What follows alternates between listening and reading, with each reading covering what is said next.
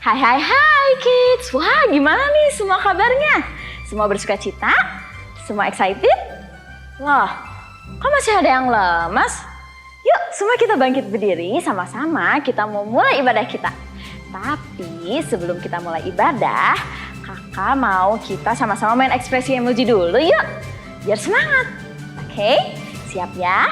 1, 2, 3. Hebat. Sekarang kalau emoji marah gimana? 1, 2, 3. Good. Sekarang satu lagi. 1, 2, 3. Good semuanya, hebat-hebat. Nah kalau gitu biar gak berlama-lama lagi, kita mau sama-sama mulai ibadah kita ya kiddos. 3, 2, 1, let's go! Hai kids, apa kabarnya? Yuk sebelum kita muji nama Tuhan, kita doa dulu sama-sama. Tuhan Yesus, terima kasih Tuhan, sebentar kami memuji Engkau. Kau yang pimpin ya dari awal, pertengahan sampai akhirnya. Terima kasih Tuhan, kami sudah berdoa dan ucap syukur. Yang siap muji nama Tuhan, kita sama-sama katakan amin. Yuk kita pakai gerakan ya dari bawah dulu. Oke. Siap-siap.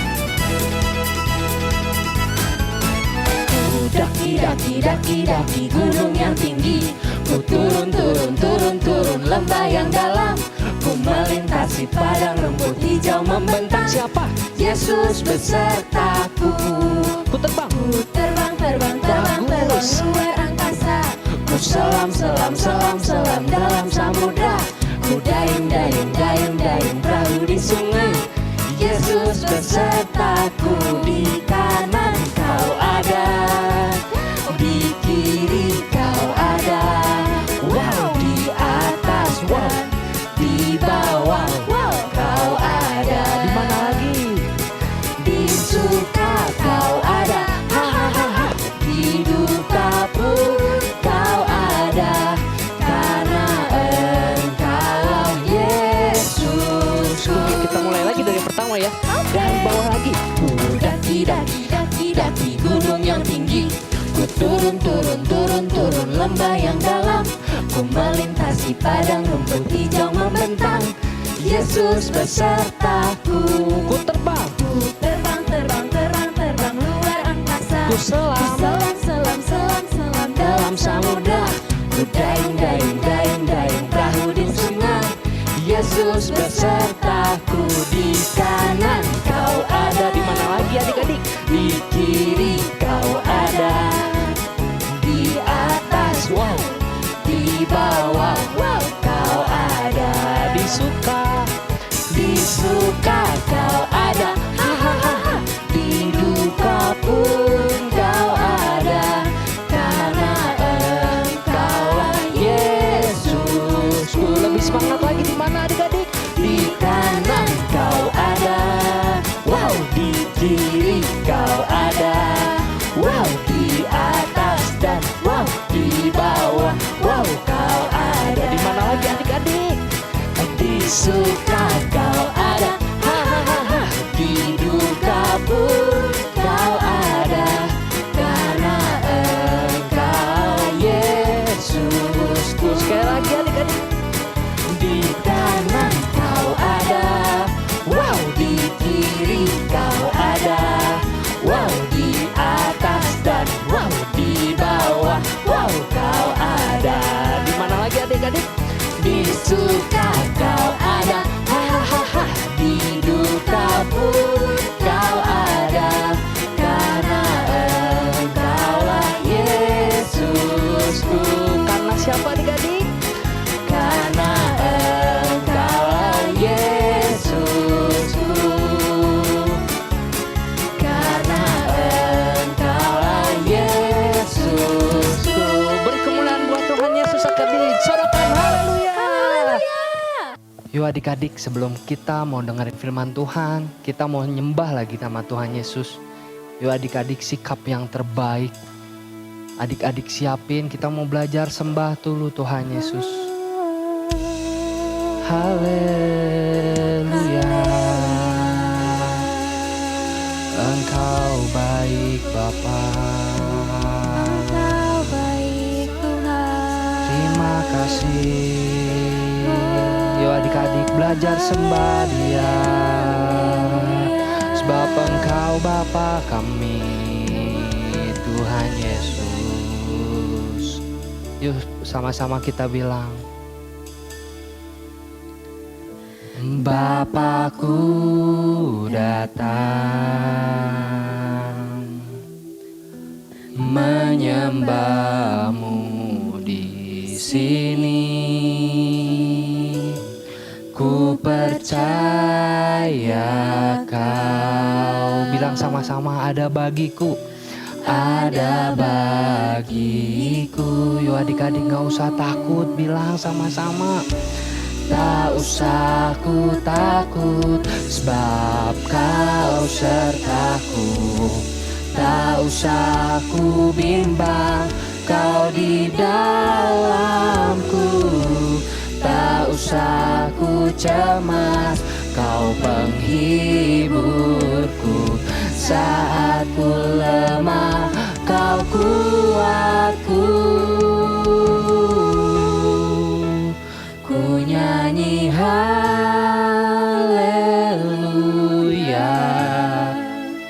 ku nyanyi haleluya. Sungguh Kau hebat, ajaib perkasa perbuatanmu. Bilang di hidup adik-adik, di hidupku, di hidupku. Yuk adik-adik, lebih sungguh-sungguh lagi, kita mulai lagi dari awal adik-adik. Kita sama-sama bilang, kita mau datang sama Tuhan Yesus. Bapakku datang, Bapakku datang menyembahmu di sini. Ku percaya Kau ada bagiku, ada bagiku. Tak usah ku takut, tak usah ku takut, sebab Kau sertaku.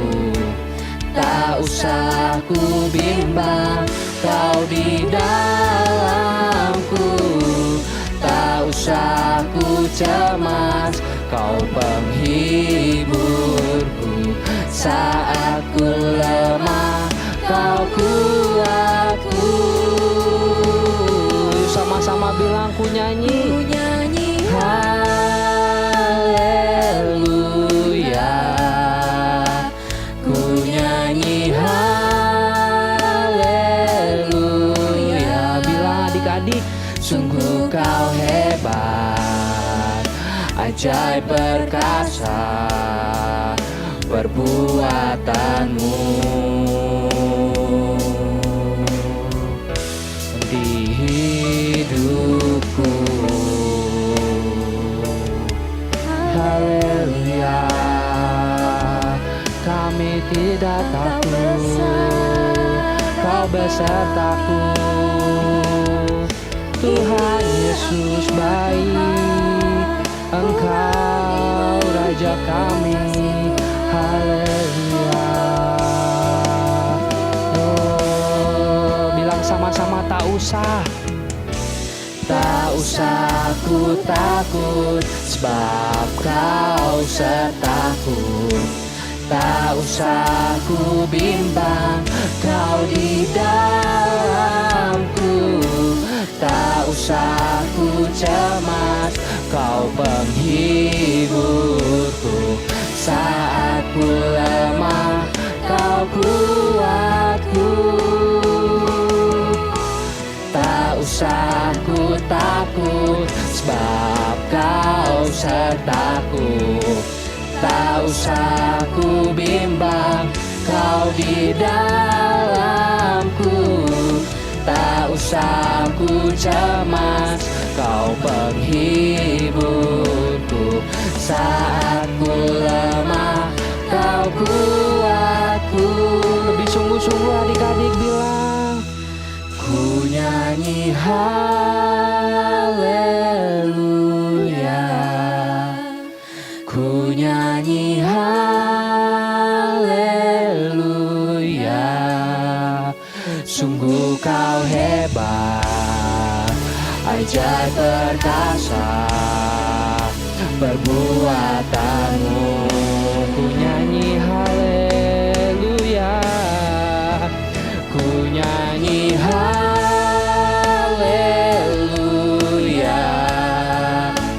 ku nyanyi haleluya.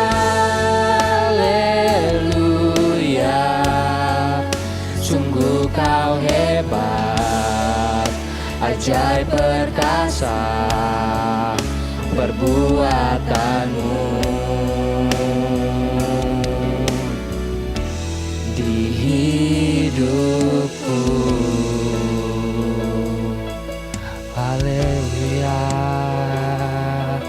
Engkau Yesus, Kau Bapa kami. Yuk adik-adik, lipet tangannya, tutup matanya. Kita mau doa sama-sama. Tuhan Yesus, terima kasih Tuhan, sebentar kami mau mendengarkan sedikit dari firman-Mu Tuhan. Ajar setiap kami duduk diam dengar-dengaran akan firman-Mu. Terima kasih Tuhan, kami sudah berdoa dan ucap syukur. Yang siap dengar-dengaran kita sama-sama katakan amin. Shalom adik-adik. Minggu lalu Kak Kesi dan Kak Herse sudah menjelaskan tentang kisah Yusuf yang dimusuhi kakak-kakaknya, lalu dimasukkan ke dalam sumur dan dijual kepada para saudagar Ismail oleh kakak-kakaknya tersebut. Kita sudah belajar dua macam ekspresi yang selama ini kita pikir itu jelek, suatu keburukan. Namun ternyata ekspresi sedih dan marah itu boleh loh diungkapkan, asalkan dengan cara yang tepat. Nah, hari ini kakak akan melanjutkan kisah Yusuf tersebut ya. Setelah Yusuf dijual kepada para saudagar, akhirnya dia dibawa ke Mesir dan dijual kembali oleh para saudagar tersebut kepada Potifar, kepala pengawal Raja Firaun. Namun, walaupun Yusuf berada di tempat yang asing, Tuhan tetap menyertai Yusuf sehingga ia menjadi orang yang berhasil. Yusuf bekerja dan tinggal di rumah tuannya, orang Mesir itu. Potifar melihat bahwa Tuhan menyertai Yusuf dan bahwa apapun yang dikerjakannya, Tuhan membuatnya berhasil. Luar biasa ya adik-adik penyertaan Tuhan itu. Akhirnya Yusuf diangkat oleh Potifar untuk menjadi pelayan yang mempunyai kuasa untuk mengurus rumah tuannya tersebut. Sejak Yusuf diberikan kuasa untuk mengurus semua harta kekayaan milik Potifar, baik itu yang ada di ladang dan di rumahnya, Tuhan memberkati Potifar juga loh, walaupun dia itu orang Mesir. Ini semua karena Tuhan menyertai Yusuf. Selain itu, Yusuf itu memiliki perawakan yang gagah dan tampan parasnya. Suatu ketika istrinya Potifar mengajak Yusuf untuk berbuat dosa. Namun Yusuf itu orang yang taat sama perintah Tuhan dan dia takut akan Tuhan. Sehingga dia tidak mau melakukan perbuatan dosa yang tidak menyenangkan hati Tuhan. Karena kesal sama Yusuf, akhirnya istri Potifar berbohong, memfitnah Yusuf. Sehingga Potifar marah kepada Yusuf. Lalu akhirnya Yusuf dimasukkan ke dalam penjara. Adik-adik bisa bayangin gak kalau misalnya kita berada di posisinya Yusuf, banyak mengalami hal yang gak enak, dimusuhi dan dibuang oleh kakak-kakaknya, lalu tinggal di tempat yang asing, jauh dari papahnya yang begitu sayang sama dia. Selama ini dia itu dimanja oleh Bapak Yakub. Namun saat dia tinggal di Mesir, tempat baru yang belum pernah dia datangi dan mungkin bahasanya juga beda ya, Yusuf harus kerja menjadi budak di tempat yang baru tersebut. Saat itu Yusuf bisa saja merasakan kekecewaan yang luar biasa. Akhirnya bisa saja dia itu malas melakukan apapun, gak ada semangat, kehilangan motivasi. Bahkan kalau perasaan tersebut dibiarkan, Yusuf bisa mengalami depresi loh. Tadi kita lihat bagaimana ekspresi Yusuf saat diserahkan ke Potifar. Apakah dia happy, senyum, pura-pura bahagia, atau mukanya datar, biasa saja, kayak nggak terjadi apa-apa? No, nggak ya. Yusuf terlihat begitu murung, badannya lemas, nggak ada semangatnya. Namun ternyata itu nggak lama.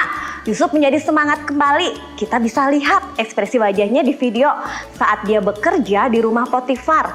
Di Alkitab pun dijelaskan Yusuf itu giat bekerja sehingga dia diangkat oleh Potifar menjadi orang kepercayaannya untuk mengurus rumah dan ladangnya Potifar. Yusuf menjadi berani, semangat, dan tidak kehilangan motivasi untuk hidupnya. Walaupun dia berada di tempat yang asing. Karena Yusuf itu percaya Tuhan selalu ada menyertai Yusuf. Tuhan gak pernah meninggalkan Yusuf. Sehingga dimanapun Yusuf berada, Tuhan selalu memberkati dia. Adik-adik mungkin mengalami hal yang sama seperti Yusuf.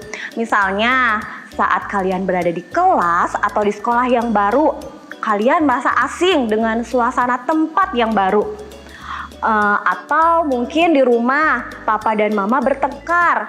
Atau mungkin kalian yang sering bertengkar dengan anggota keluarga di rumah. Misalnya dengan adik, kakak, ataupun orang tua kalian. Hal ini membuat kalian gak nyaman saat berada di sekolah ataupun di rumah. Kakak juga pernah loh ngalamin hal tersebut di pekerjaan kakak. Akhirnya kakak menjadi malas untuk datang ke tempat kerja.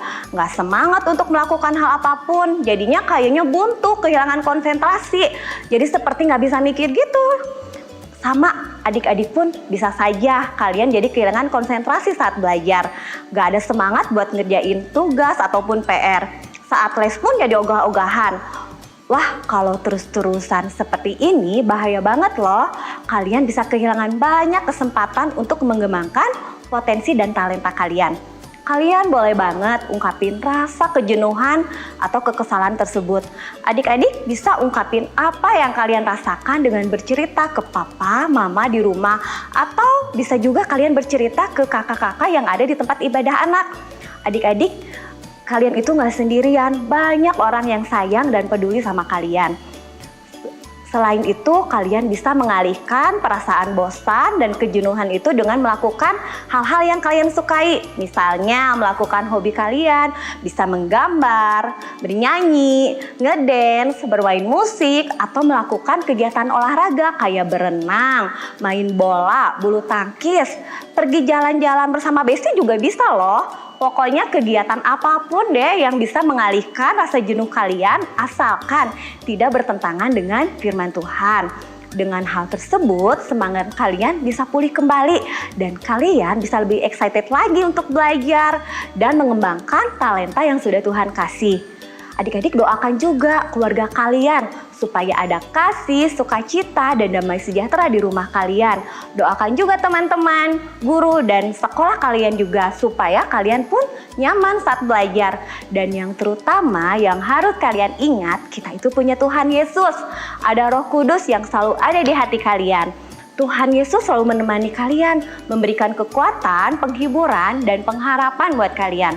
Karena Tuhan Yesus berkata melalui firman-Nya dalam Ibrani 13 ayat 5b, "Aku sekali-kali tidak akan membiarkan engkau dan aku sekali-kali tidak akan meninggalkan engkau."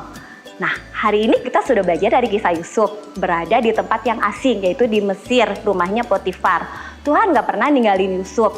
Ini menjadi semangat buat Yusuf saat dia kehilangan pengharapan dan motivasi untuk melakukan apapun karena dia tinggal terpisah jauh dari papahnya. Tuhan menyertai Yusuf, dia juga adalah Tuhan yang menyertai kakak dan adik-adik juga karena dia adalah Immanuel, Allah yang selalu berserta kita semua. Yuk sekarang kita berdoa. Tuhan Yesus, terima kasih buat firman-Mu hari ini Tuhan. Tuhan, terima kasih kalau Tuhan tuh gak pernah ninggalin kami. Kami mau terus semangat ya Tuhan Yesus. Karena Tuhan sudah memberikan talenta buat setiap adik-adik yang ada di rumah-rumah. Terima kasih Tuhan Yesus, jadikan setiap adik-adik bisa menjadi teladan buat di dalam keluarga mereka dan di dalam sekolah mereka.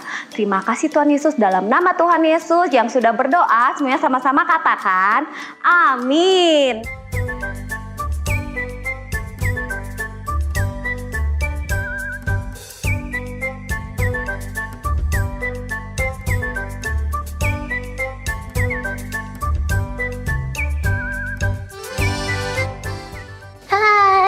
Kamu Kezia ya? Aku Gwen. Hai. Kamu baru ya di sekolah ini? Kita keliling sekolah yuk. Nggak usah deh, aku di sini aja. Soalnya kayaknya teman-teman yang lain juga nggak mau kenal sama aku dan lingkungan ini juga kayaknya nggak menerima aku deh. Tapi aku mau kok jadi temennya kamu. Dan teman-teman yang lain juga kayaknya cuma belum biasa aja sama kamu. Yuk kita keliling.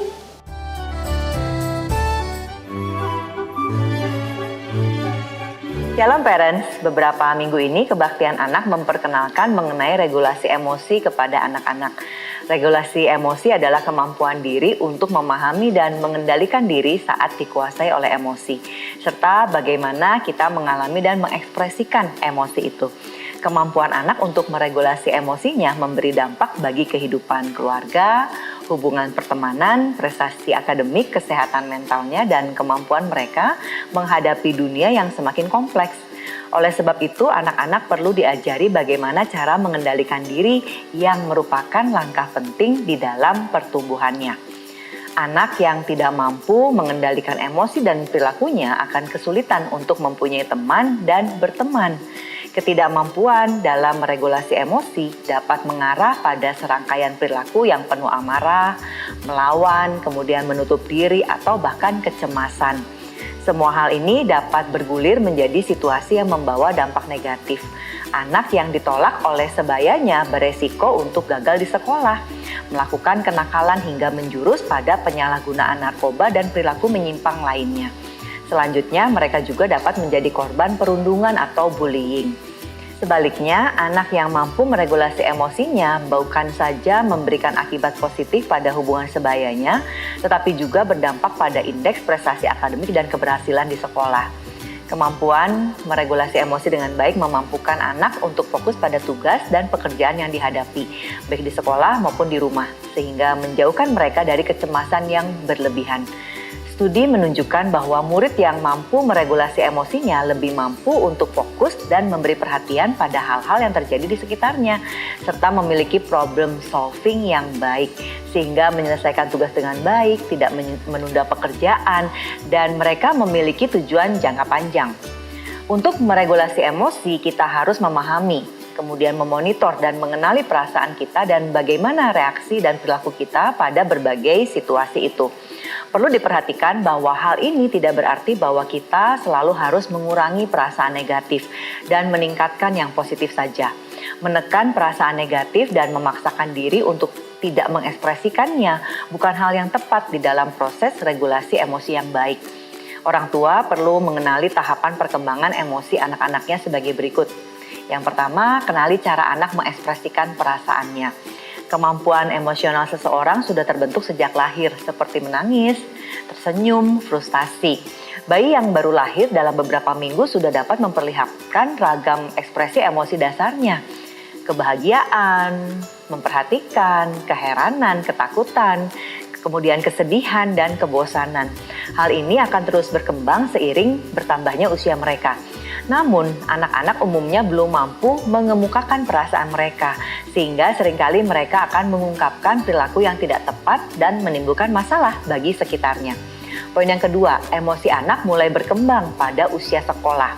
Setelah melewati masa bayi yang penuh ketergantungan, anak usia 2-6 tahun mulai dapat merasakan perasaan kasih sayang secara emosi. Saat sudah memasuki usia sekolah, yaitu 6-12 tahun, kemampuan kognitif di dalam mengekspresikan emosinya pun semakin baik di usia ini. Umumnya, anak mulai mengetahui kapan mereka harus mengontrol ekspresi emosi mereka. Sehingga anak mulai bisa menguasai keterampilan regulasi perilaku yang memungkinkannya untuk menyembunyikan emosi dengan cara yang sesuai dengan aturan sosial. Setelah parents semakin memahami tahapan perkembangan emosi anak dari bayi hingga usia sekolah, parents semakin menyadari pentingnya mengajarkan anak-anak mengenai regulasi emosi sejak dini. Minggu depan kita akan mempelajari gejala ledakan emosi anak dan penyebabnya, serta bagaimana melatih anak untuk meregulasi emosinya. Tuhan Yesus memberkati. Wah, adik-adik kita udah sama-sama belajar banyak ya dari firman Tuhan tadi. Sekarang kakak mau ajak adik-adik kita sama-sama kita baca ayat hafalan. Oke, siap ya semuanya? Ibrani 13 ayat 5. Aku sekali-kali tidak akan membiarkan engkau dan aku sekali-kali tidak akan meninggalkan engkau. Yang percaya percaya katakan amin. Good. Sekarang baca lebih keras lagi ya. 1, 2, 3. Ibrani 13 ayat 5. Aku sekali-kali tidak akan membiarkan engkau. Dan aku sekali-kali tidak akan meninggalkan engkau. Good job semuanya. Tuhan Yesus, terima kasih Tuhan tidak pernah meninggalkan kami. Tuhan, jika hari ini ada yang kesepian, peluklah dalam kasih-Mu. Tuhan Yesus, kami berdoa buat anak-anak dan orang muda di dunia yang hari-hari ini banyak yang kesepian, depresi, dan bunuh diri. Roh Kudus datanglah, jamah mereka ya Tuhan, supaya mereka punya pengharapan di dalam Engkau. Terus pakai dan urapi kami semua bersama Opa Niko dan hamba-hambamu memberitakan kabar baik-Mu. Mari siapkan hati untuk menerima berkat Tuhan. Demikianlah firman Tuhan. Tuhan memberkati dan melindungi engkau. Tuhan menyinari engkau dengan wajahnya dan memberikan kasih karunia. Tuhan mengarahkan wajahnya kepadamu dan memberikan damai sejahtera. Terimalah semua berkat yang terbaik ini hanya di dalam nama Tuhan Yesus Kristus. Amin.